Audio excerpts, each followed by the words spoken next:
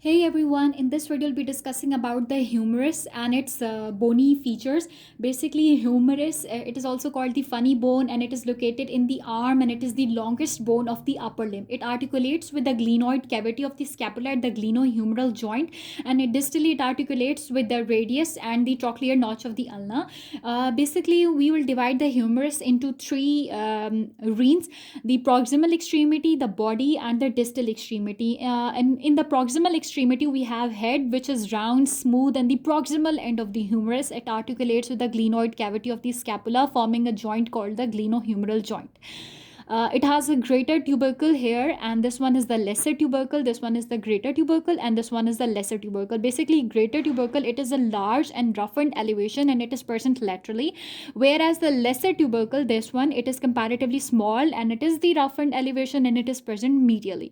The next we talk about is the anatomic neck. Basically, it surrounds the articular surface of the head. You can see that it is surrounding the articular surface of the head. This dotted line here is the anatomical neck. The next we'll discuss is the surgical neck here. This one is the surgical neck. It is present inferiorly to the greater and the lesser tubercles. It has important relation with the axillary nerve and the anterior and the posterior circumflex humeral vessels, and it is also the common site of fracture of the humerus. Then if we see this one is the bicipital groove. It is also called intertubercular groove. This one, it is a deep groove on the anterior surface of the humerus, and it separates the greater and the lesser tubercles. Okay, so now the next screen we will talk about is the body and the shaft. This one is the body and the shaft. Here we have the deltoid tuberosity. This one is the deltoid tuberosity. It is basically the roughened triangular elevation of the anterior lateral surface of the mid shaft of the humerus, and it provides attachment for the deltoid muscle. And posterior, at the posterior edge of this tuberosity, it defines the groove for the radial nerve, or called and it's called the radial groove or the spiral groove. And the radial groove has its important relation with the radial nerve and the profunda brachii vessel.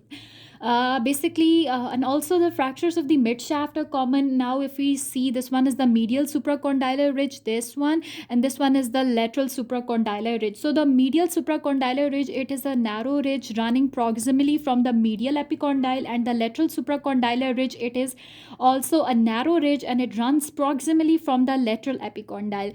So the next rein we'll discuss is the distal extremity.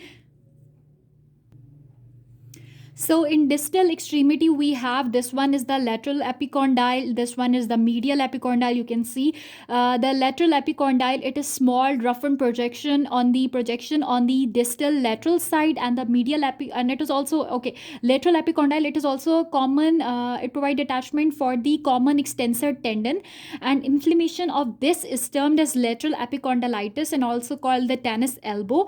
Whereas the medial epicondyle, it is comparatively large knob-like projection distal media present at the distal side and the medial side, and it can be easily palpated.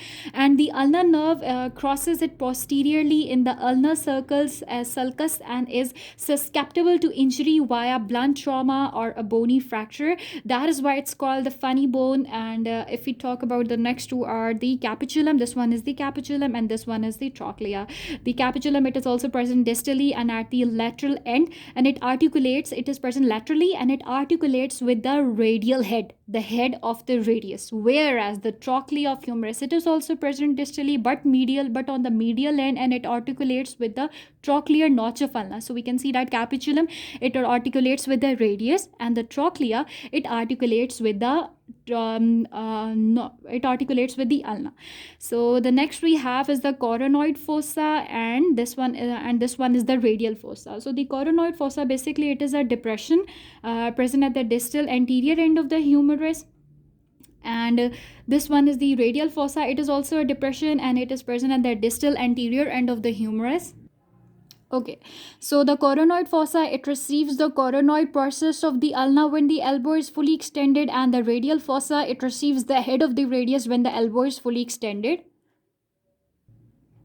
Okay, so now I'm showing here the posterior view of the humerus bone. There to basically this is the olecranon fossa, and it is present posteriorly, and it provides and it holds the apex of the olecranon process of the ulna when the elbow is extended. So this was all about the humerus, its bony features.